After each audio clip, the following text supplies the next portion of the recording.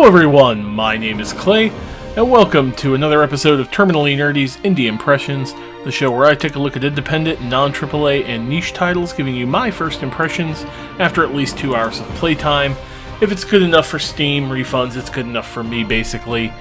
And today we're going to be looking at probably one of the most unique and oddball games I have ever gotten to do on this.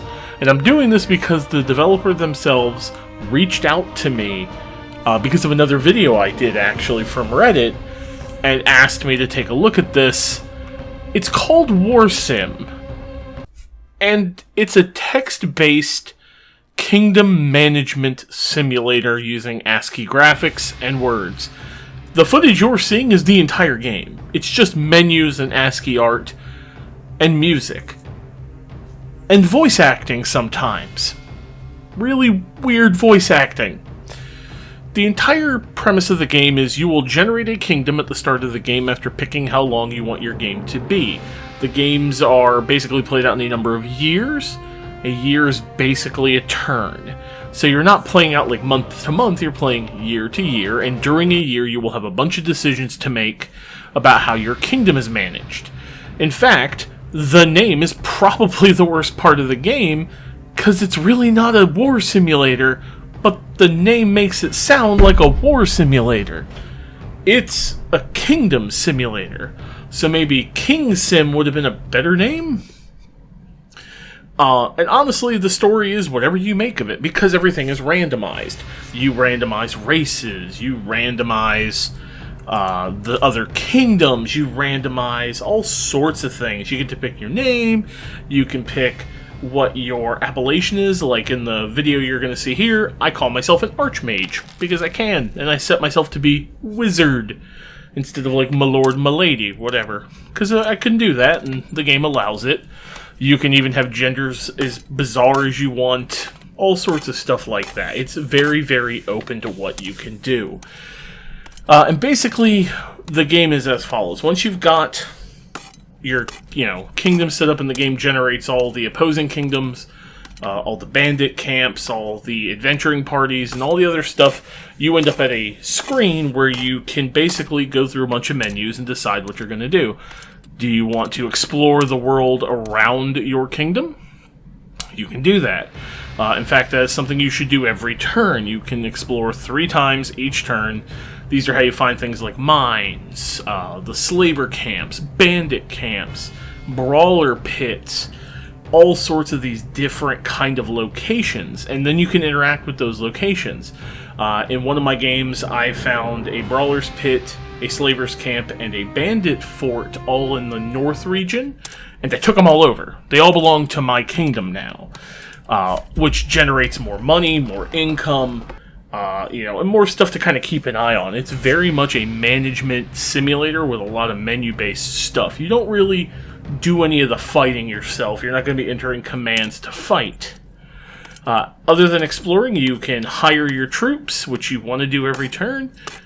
Troops come in like peasants, slaves, knights, etc. Each one being different strengths, costing you different amounts of money. You can set their wages. You can talk to your advisors. You can visit different parts of your kingdom, like the bank, the arena. You can make bets at the arena and watch fights play out. There's little ASCII animations for a lot of this stuff.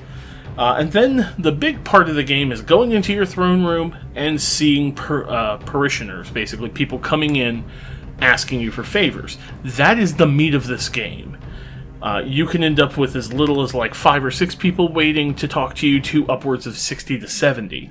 One of the years after I took this video, I kept playing for a while.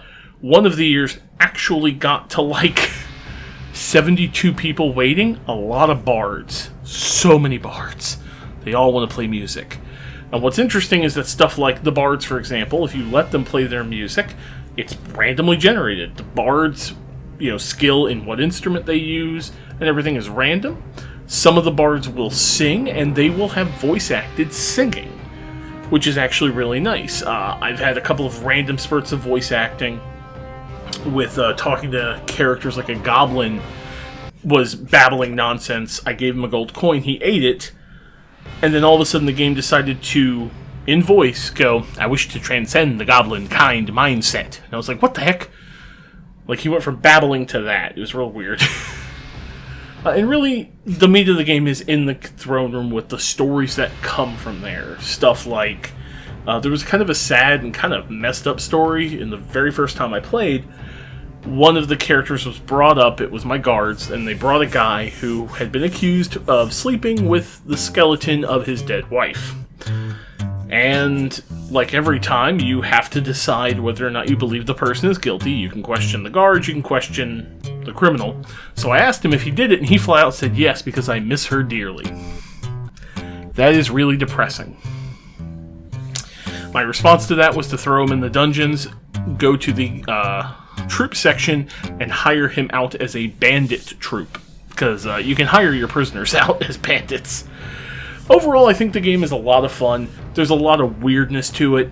It's incredibly cheap. It's $5 normally. And if you're into this sort of thing, and if you can stand the text-based visuals, it's a ton of fun.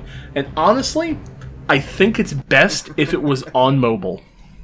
This is the perfect game to play on my phone, because I'm not typing commands, I'm typing numbers, you know, option 1, option 2, option 12, option 13. I'm picking numbers and typing in numbers, like how many troops do I want to hire? 127.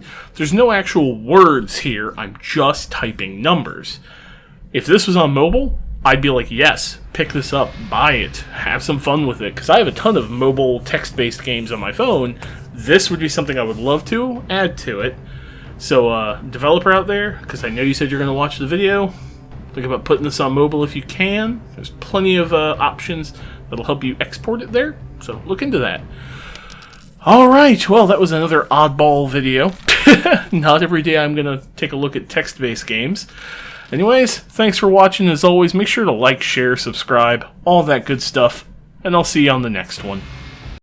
Hey there, I just want to say thank you for watching this video, and a special thank you to all my patrons who are listed over there on the right hand of the screen. If you want to get your name in those credits, feel free to check it out at patreon.com/terminallynerdy. And hey, be kind to each other and stay nerdy. Thanks.